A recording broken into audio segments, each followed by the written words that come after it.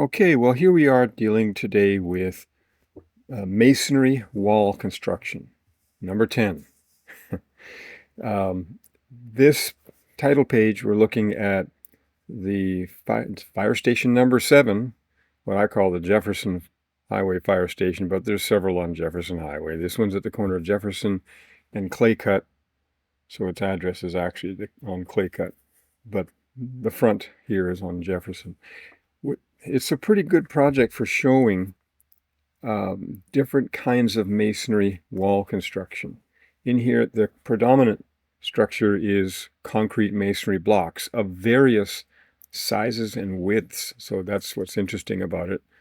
The very top run is a bond beam, and I'll talk about that in a little bit. There's some cavity walls around the outside of this thing where you have brick veneer, there's marble veneer, there's simulated marble veneer composite blocks, and then some of the concrete masonry blocks on the inside of the garage bays where the fire trucks go.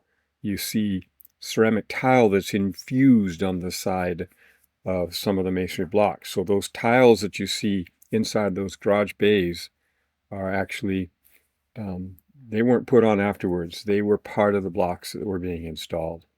And then you're also seeing stainless steel parts, brackets for awnings and stuff over top of the garage door bays and stuff. So there's a bunch of things going on in this project. But anyway, so we'll come back to some of those pictures along the way. So we'll look generally at types of masonry walls first. So there are composite masonry walls where you've got no cavity in between the outer veneer or outer wall and the inner wall. When we have two walls that are joined together like this, each wall is a wythe. So this is a multi-wythe wall, which sounds like we've got a speech impediment, but it's a weird word, W-Y-T-H-E, wythe. I've talked about that in earlier chapters, but basically the brick is structural in that it is all part of the same composite structure, not just a veneer hanging on the outside as a cavity wall. In here, you have to pay attention to some of the flashing that's interiorly part of this structure. So there, you see underneath that ledge that's in the middle of that wall on the outside, on the left side of the wall, there's a little piece sticking out. That's part of the flashing that's literally running underneath that big ledge block and then back up and into the mortar of the interior wall.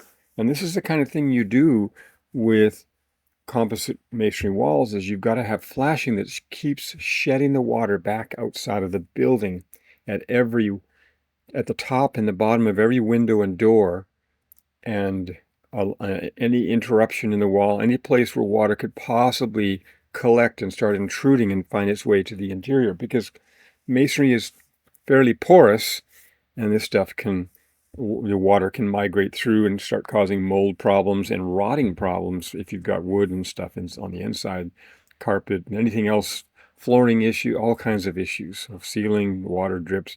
All this stuff can find its way through this stuff if you are not flashing it properly. So you'll see some pictures later where we look at flashing directly.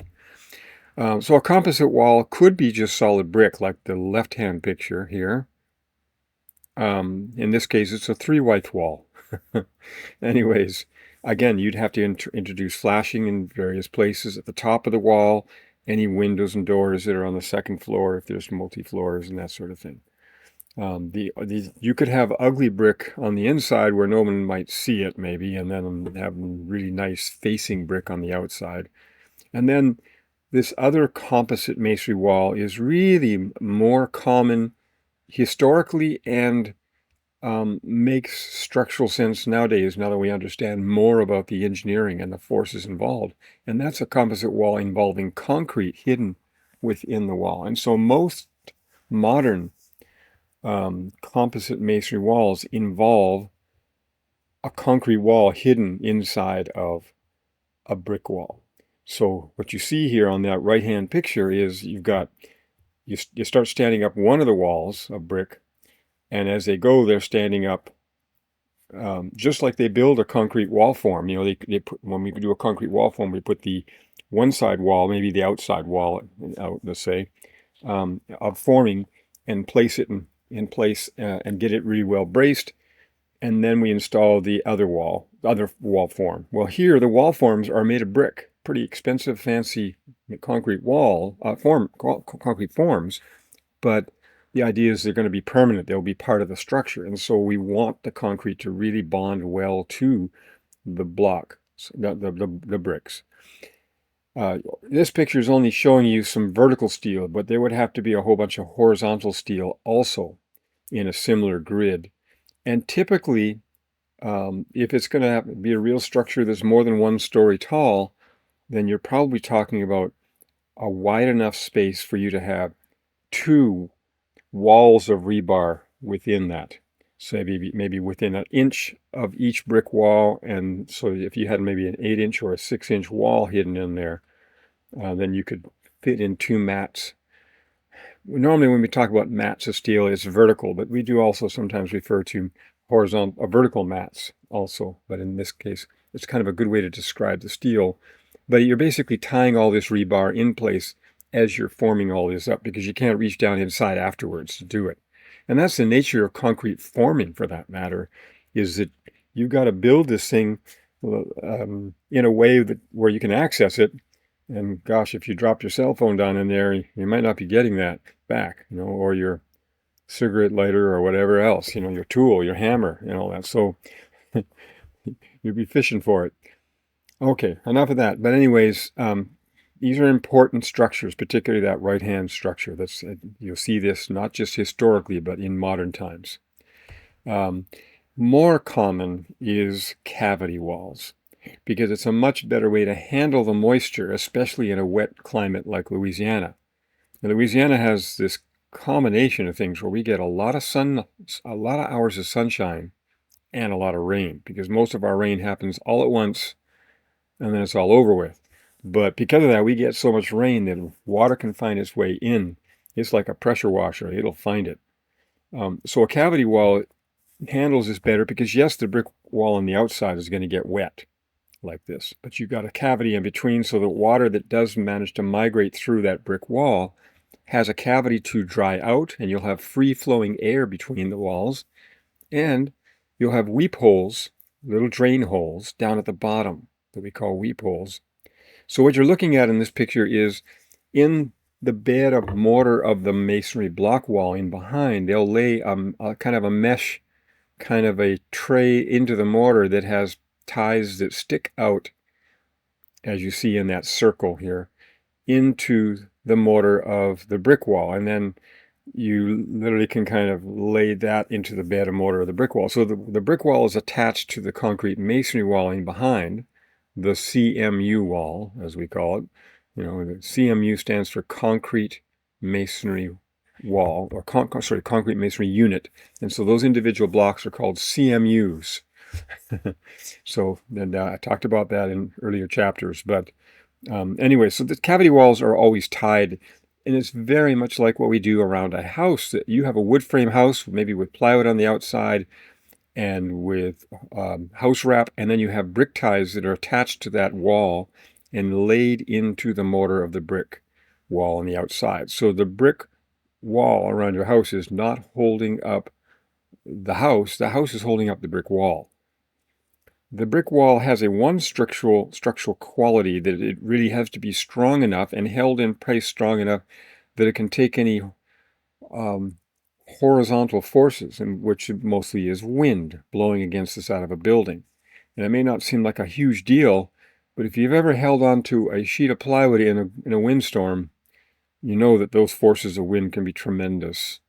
And when you're talking about a 30, 40 foot high brick wall, like we have plenty of around BRCC's campus, the wind blowing against that wall, that's a tremendous force. And so there is those wind forces, those wind loads, as we call them, are serious, and they require thinking that through. The ties are, and on one side of the building, you're seeing walls being pushed against by wind. There's negative impact on the other side, where you actually get a suction that can pull the brick on the other side. So these are forces that we often are unaware of, but engineers have to be all the time when they're building and designing. Okay, and so here's another cavity wall with insulation, enough room in the cavity for you to have exterior insulation. And a lot of time, really the best place to put the insulation is on the outside of a concrete masonry wall so that you have all that thermal mass in behind, storing the temperature in that concrete block. Now, those concrete blocks in this picture are empty, but maybe they just haven't filled them yet. But most concrete block walls, those cells are filled with reinforcing. Now, if you're building a wall that you want to last, you don't use galvanized ties. Most of the time in residential construction we do, but if you and there's plenty of commercial construction where they only care that that building lasts 10 years or something.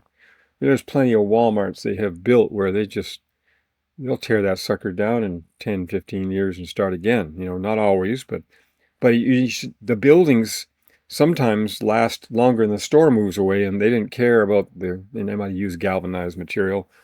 But if you're building a building and you want it to last a long time, you don't use galvanized. Galvanizing is a coating on steel, and the galvanizing will fail eventually, and you'll have the steel rusting out. And then you don't have any ties. And it's expensive, just so expensive to go back and replace something like that. You end up having to tear stuff apart. So stainless steel is the preferred material. It's more expensive, but it's longer lasting. So that's something to consider always. Here's some pictures showing flashing at every floor. I forgot to mention that, but at every floor on a multi-floor masonry building, you will have flashing that is sending that water out rather than let it dribble out onto that floor system, causing mold and rot and messing up flooring and all that. And then they'll also coat the outside of the walls with a damp-proofing material. Often it'll be an asphalt, a liquid asphalt sprayed on the outside of that wall. Sometimes it's mopped on there, but vertically it makes more sense to spray it on with a big spray machine. So there's literally trucks that'll come in, and companies that specialize in this, with liquid asphalt in a tank on a tanker truck that they literally spray under pressure onto that wall for you. And most of the time, on bigger jobs, you're going to do that. This is showing the insulation. And then behind that insulation on the actual masonry wall, you'd have the mastic air barrier, they call it, which would oftentimes be an asphalt material. There are other kinds of properties, but they're water repellent coatings to keep water from migrating into that block directly. Okay, and so I think I can probably kick along in here. You get oftentimes at least 1 inch, very often 2-inch cavity wall gap between one wall and the insulation, or one wall and the other wall too. Okay, and then as you're putting in mortar on the outside wall, you want to make sure you're not filling that cavity up where you can bridge moisture from one wall to the other, and sound for that matter, and block airflow. And so, this recycled green stuff you see here, recycled plastic, is woven material that can be used over and over again, actually. So it looks kind of beat up because they can use it over and over again. They shove that down between the wall to capture the spatterings of mortar that might fall in while they're laying the mortar and brick and mortar up this wall on the outside wall. And then they can keep pulling those things back out more easily. Then they can reach down in a cavity that's only 1 or 2 inches wide. So that's another thing. Okay, I think I can kind of skip along. There's details they're showing in some of these drawings that are important, but I have to focus on what we need to focus at. But the connections between beams and floor systems and walls are critical. A building is only as strong as its connections between the roof, the floor system, and the walls. And all of these are structural elements, and they have to be tied together well. Well, whenever you're switching from one kind of material to another, that really changes. The problem is complicated because you're dealing with two different kinds of materials. So we often will embed anchorage systems of sorts into masonry walls. And it also means, I haven't talked too much about them, but we have bond beams, and right in where you literally we have vertical columns inside a wall, and then we have horizontal beams inside the wall also. And so right, I can't point to this stuff in this particular program, but the you'll have U-shaped blocks in there with rebar chaired up in there and filled with concrete, horizontal beams. I'll show you better pictures of that in a minute. But that's normally where we locate the horizontal beams and the vertical columns with the beam and joist connections in mind, because that's a stronger place in the wall to have a connection between the floor system or the roof system and a wall system. And so that's also important details that are in here. Spanning systems for masonry, bearing and stuff, well, that's kind of what I'm talking about, I guess, here. So these are showing some of the connections. At the top of the wall, you almost always have a bond beam there. And so right there, that very top block, you see two dots up at the top. Well, those are pieces of rebar. And that's filled with concrete, and that's a U-shaped block that's going all the way around the top of the wall. And then there'll be vertical columns of steel also that are tied and integrated with that, maybe every 32 inches in that wall or something like that, depending on the forces. And then you see further down, just below that beam that's partway down, there's another bond beam, and that's where that connection happens, is right there too. Okay. The other thing I should point out while I'm going past this is at the roof, when we get into roofing, we'll look at this more, but there's something called a cant strip, which is a triangular piece up on that roof that you see here. The top picture on the roof. Roof membrane wraps up there at an angle. So I'll look at that later when we get into the roofing section, but that's an important integral part of any flat roof. You can't just have a sharp 90-degree turn where the roofing wraps up that wall. You've got to have a 45-degree angle going in that way. And so sometimes we do that with flashing. Sometimes we do it by taking a 3x3 or a 4x4 piece of wood and ripping it in half diagonally along its length to make that triangular shape. Okay, now I also will come up pretty soon to talk about OWSJs. Okay, that sounds like a weird abbreviation. OWSJ stands for Open Web Steel Joist. And I have mentioned them a few times in the course, but they are what you're seeing in this drawing, one end of they're open web steel joists. They're made of mostly angle iron that are made into trusses that go across. And so they're flat trusses. Open web steel joists are pretty much all flat trusses. And they give you a floor system that's most commonly used for, but they can also be used for roof systems. And they are often used in conjunction with concrete masonry wall because they make great connections to each other. And then typically putting corrugated steel decking on there and concrete on top of that. And anyways, so sometimes you've got there's different systems, I guess, and I'll just have to wait till we get to those chapters. And then there's precast concrete that could be going into beam pocket. So beam pocket is another cat. That's a little different character. You're talking about forming into that wall a shelf all the way around where you can literally use the open web steel, I'm sorry, hollow, I'll get it right, hollow core slabs. And again, that's coming up. We'll be looking at these connections again. So these are just showing things that are coming up in some ways, but all of these systems have to work together. And so traditional masonry in the old-fashioned historical buildings, we'd use arches. Arches are an attempt to create compression across that arch to span where you would normally need tension. So it's really the compression of the blocks in an arch form over top of a window to combat the fact that when you got a beam spanning across a window or a door, you've got a zone of tension at the bottom. So they balance each other out. So you'll find it was really the first way we could span any kind of distance. So you find lots of old-fashioned bridges, even in Roman times, where they take a bunch of rock or blocks that are all kind of in compression in an arch to span across with arches. But it's really a labor-intensive thing, high-skill thing. And as you see in this picture, they didn't do a very good job on the inner width of this wall, but the outer arch looks like it's done better. Of course, they needed it to look good.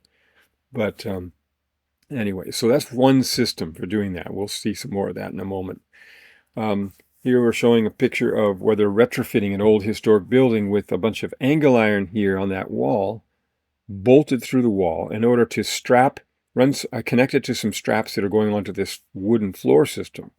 So why do you think they do that? Well, they didn't always build them like they should have. And when you start talking about, particularly in an earthquake zone where the building is going to shake like crazy, old historic brick buildings are often death traps. And so what they've done here in order to preserve some old historic building is they've had to go and do all this retrofitting to connect that wall system to that floor system better so that they can work together in conjunction like they should have always, to survive an earthquake without collapsing and killing people. And sometimes they got to retrofit with a bunch of diagonal braces down in the inside of a building in order to make it that wasn't originally here, but in order, when they start analyzing the design, they realize this is going to, this building will kill people. It'll collapse if you don't re-engineer it. So a lot of times when you have a building that's grandfathered in, you don't have to worry about these codes until you go and retrofit or change its purpose. When you pull a building permit, you often have to bring everything in that building up to code, to current code. So now we're looking at the details of masonry walls. In this picture, this title page, we're actually looking at a floor. We're at the floor level of a wall, and we're looking at a couple of control joints. In brick and block walls, every so often, depending on a bunch of formulas and historical knowledge we understand, you have to have control joints. You've seen brick crack in Louisiana with the lousy ground we have here, the settling that goes on causes, and brick is just not going to do well in tension. So anytime there's any kind of change in settlement in the foundation, for instance, you'll see that show up in the brick cracks, right? Well, so we know cracks happen in masonry.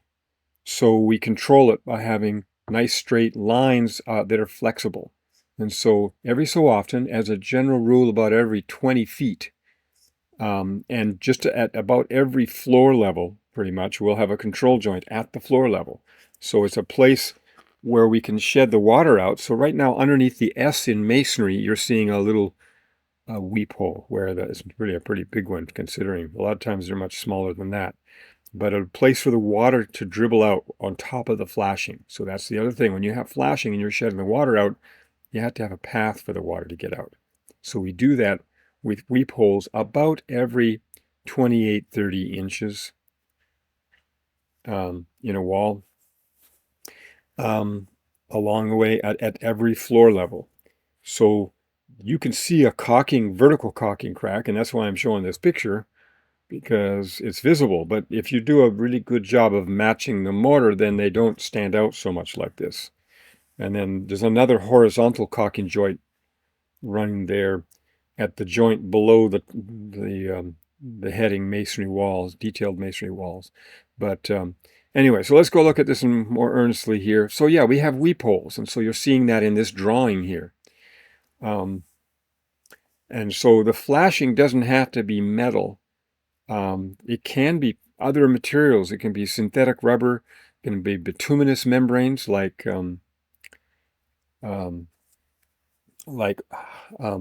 tar paper, asphalt paper that's used for roofing felt. Typically a 30-pound roofing felt if you're going to do that. Those are not great. Some of the synthetic rubbers can be really good. It's surprising how good a simple polyethylene plastic can be. So plastic sheeting can work too.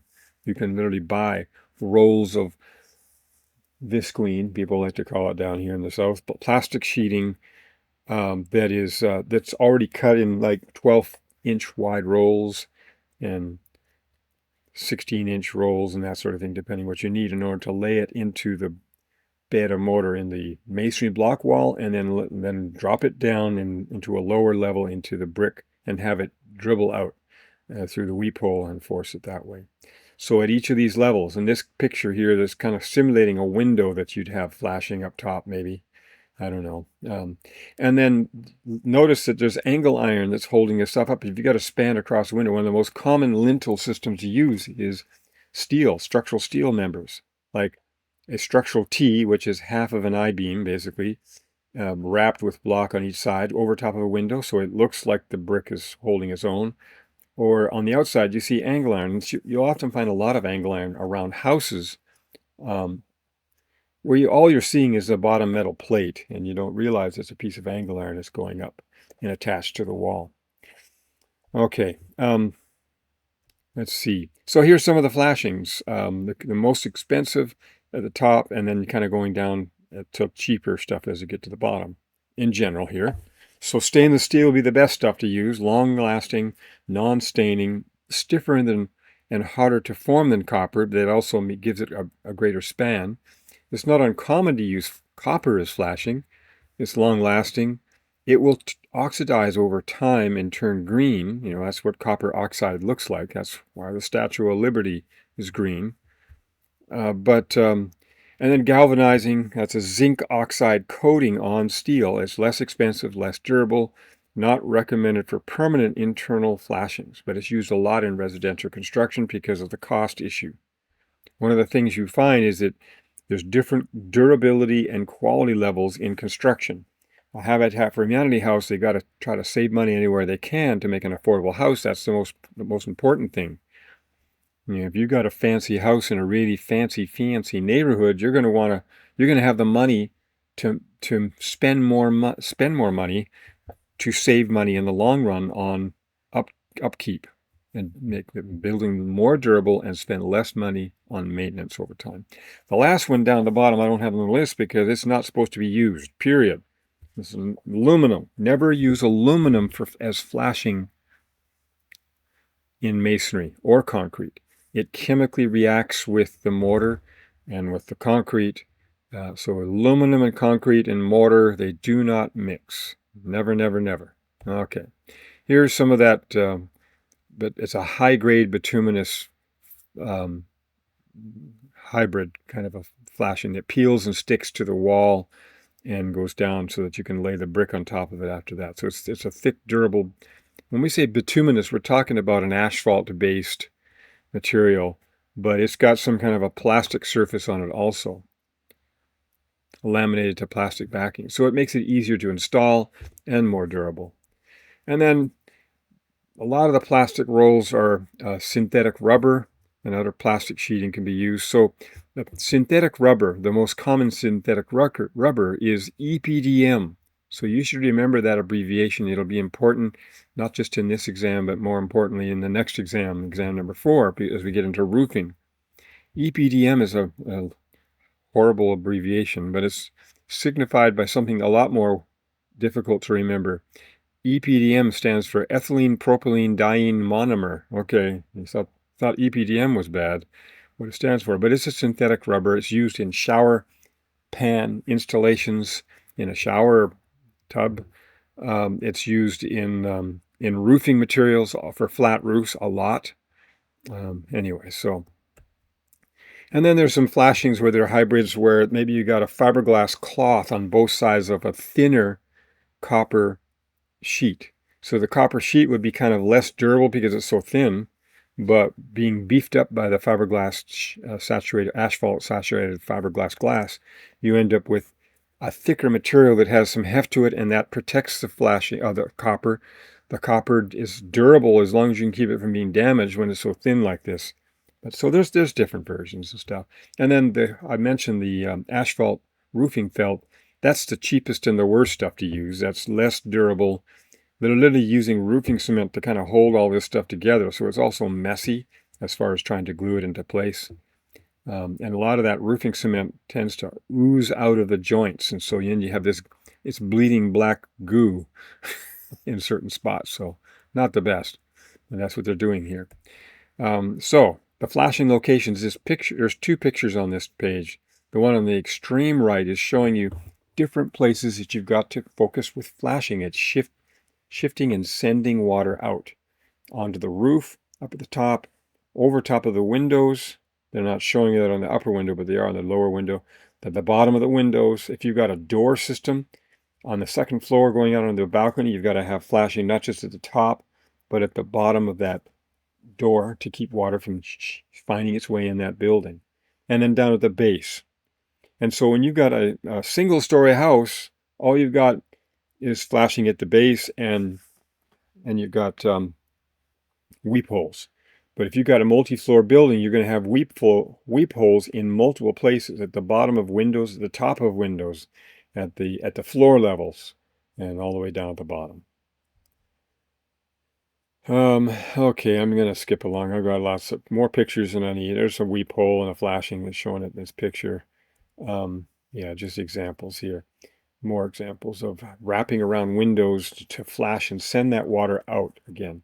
Now, what we often use to form the weep holes is little short pieces of rope.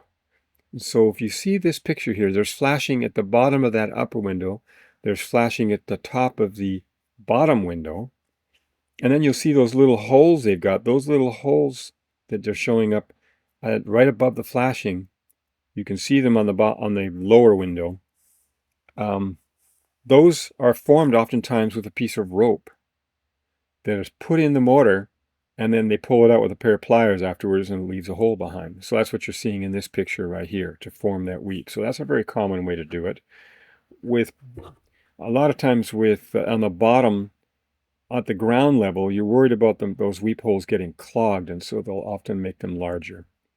So here's an example in a house you might have in modern construction, not in older houses, but in maybe something that's built in the last 10, maybe 20 years, a mesh piece that's installed in there. And you can retrofit and add, you can buy little screens that you install here.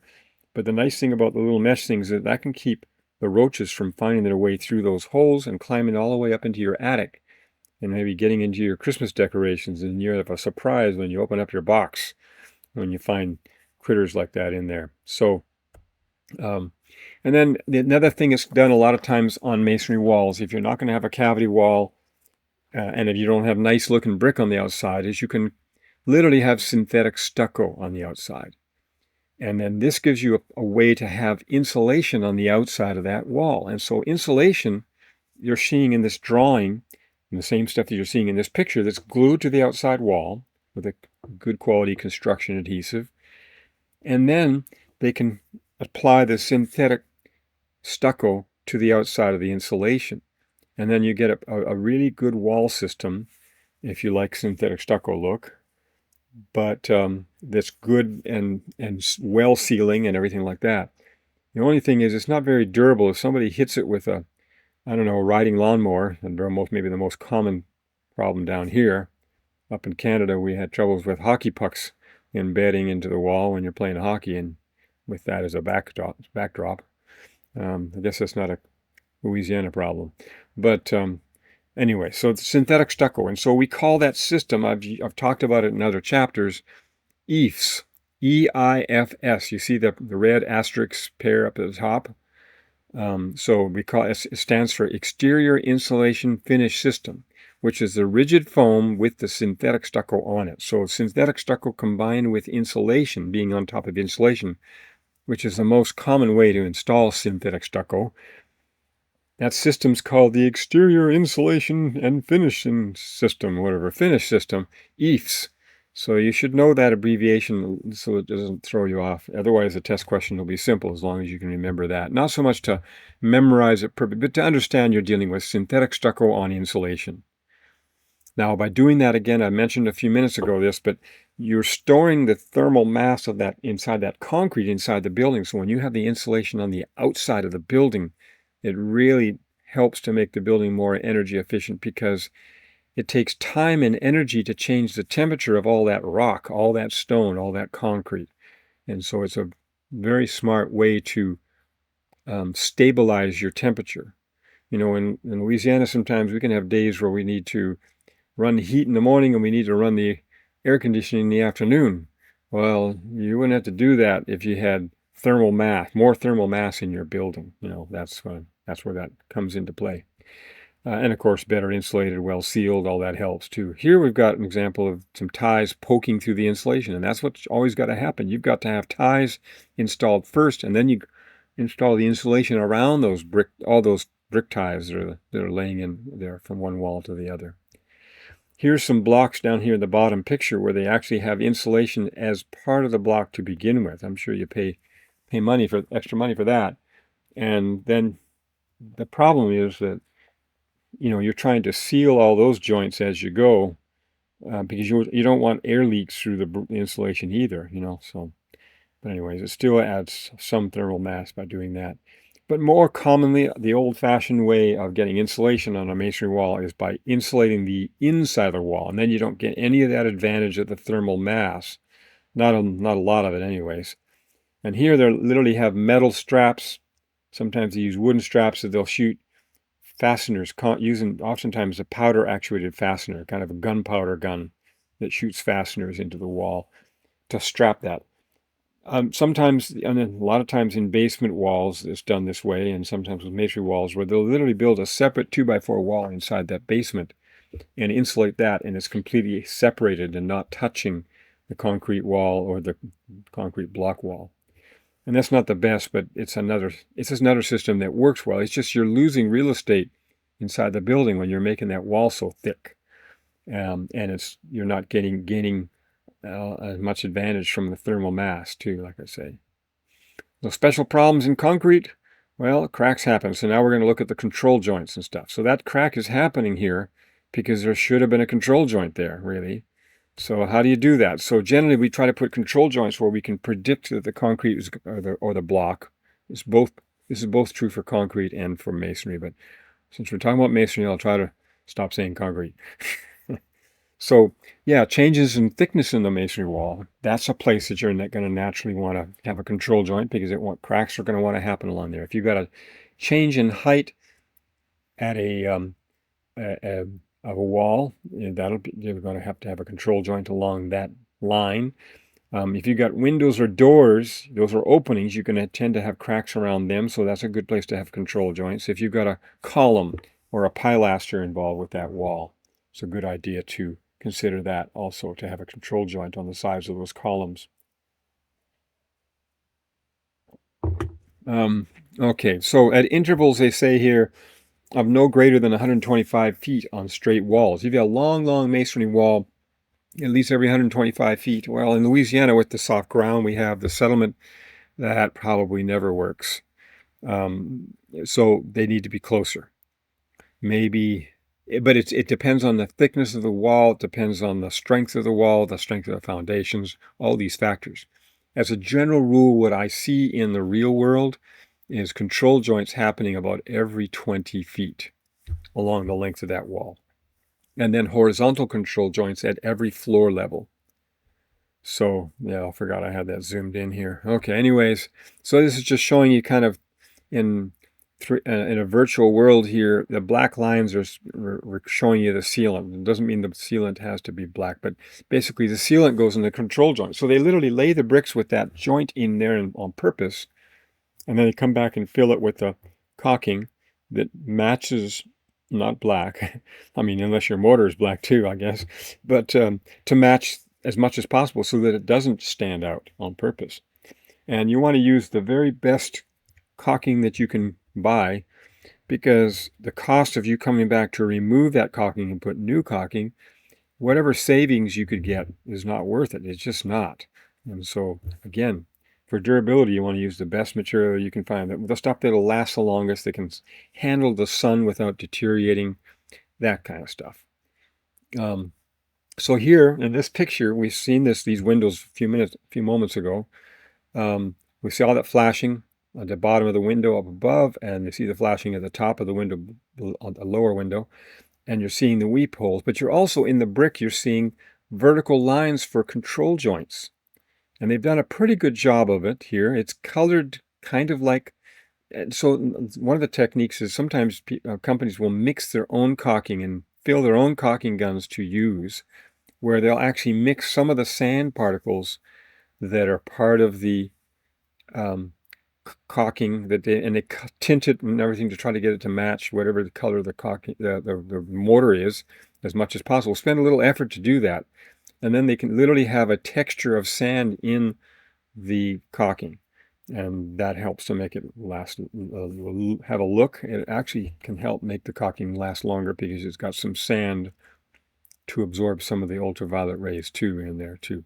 So again, it has to be flexible, but you want it to kind of match as much as possible. So some of the pictures I've got in here are showing the bad examples of caulking, mostly because we can see it so I can show it to you, but otherwise you try to match it better.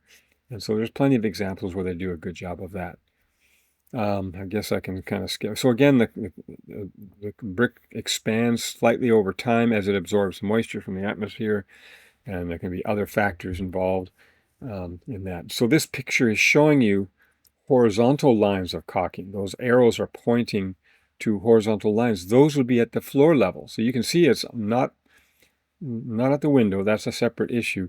They're literally putting horizontal lines right just below the floor level, and they're shedding the water out, and they probably have weep holes right above that caulking in each of those places.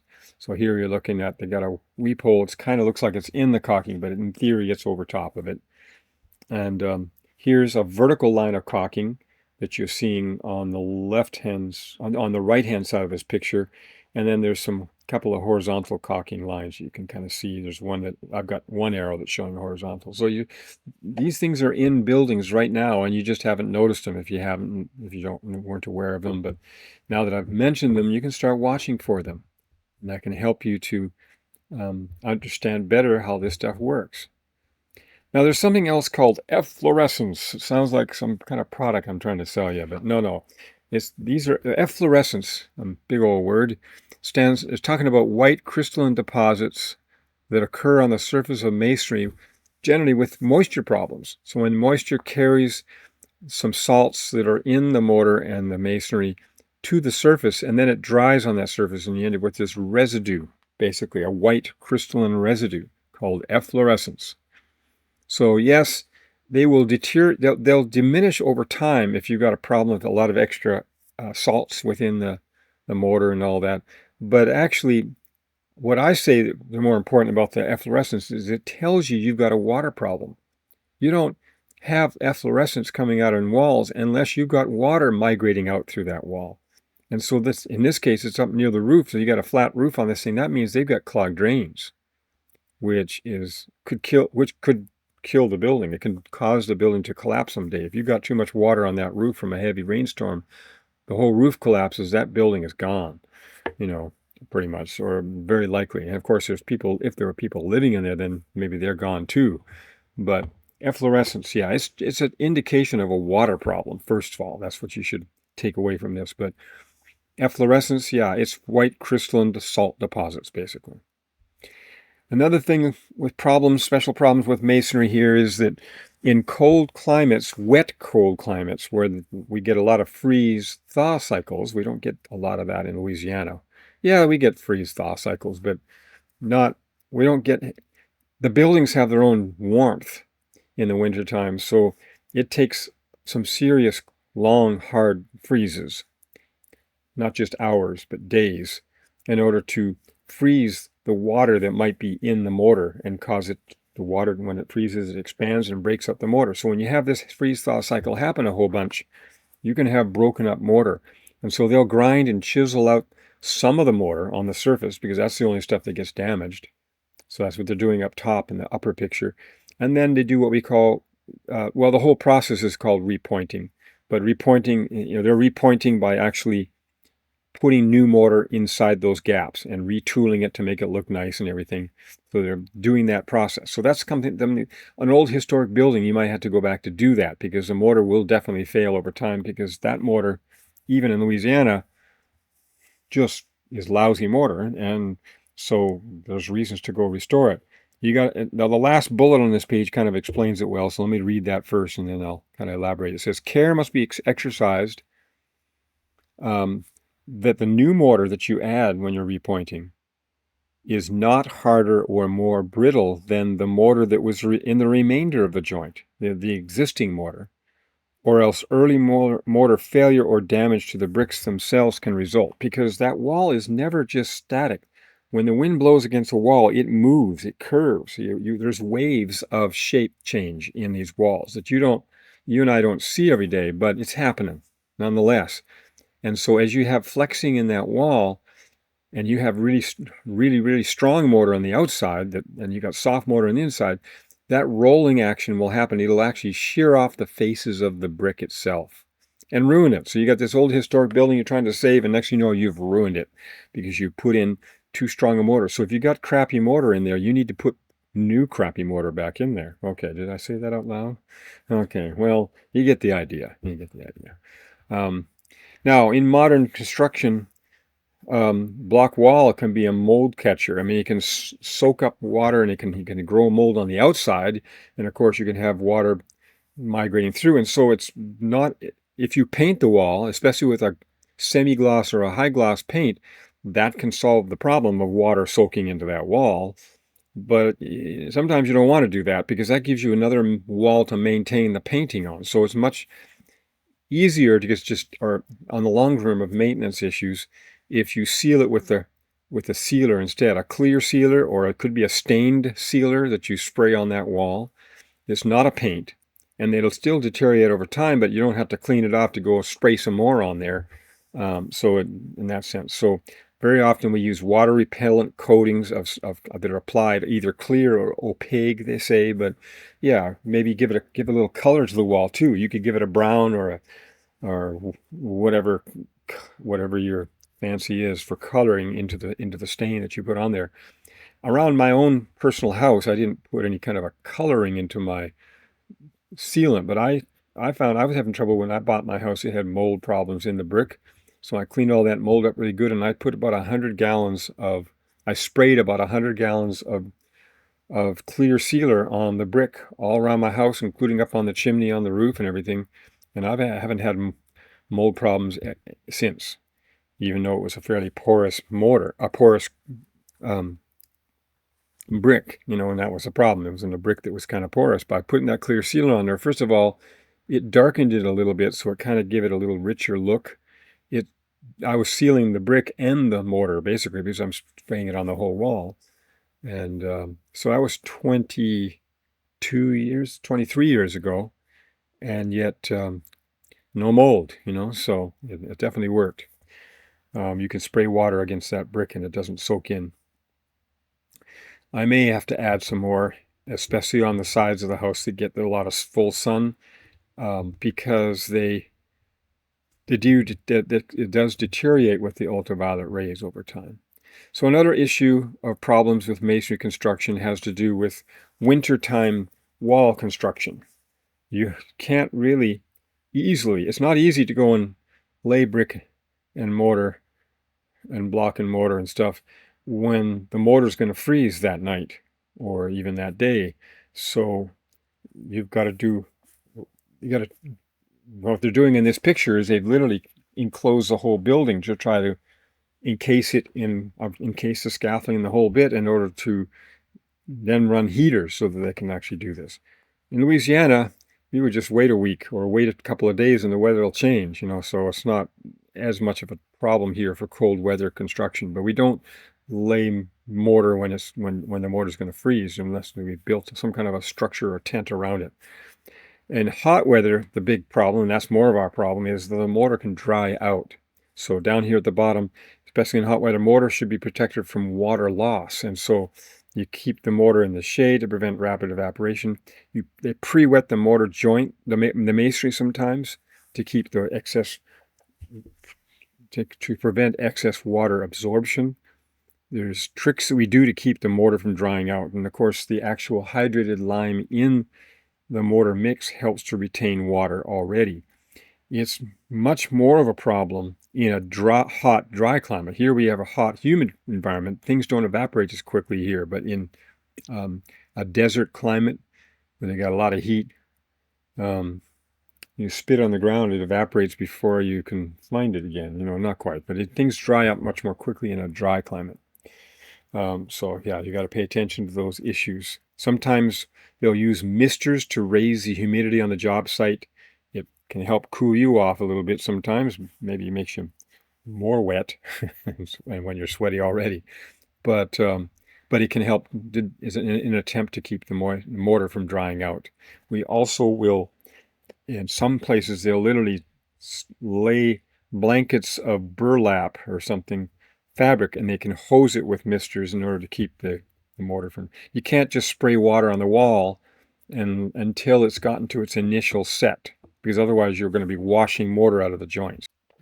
That's all I've got for this section on masonry now, and our next topic will be concrete.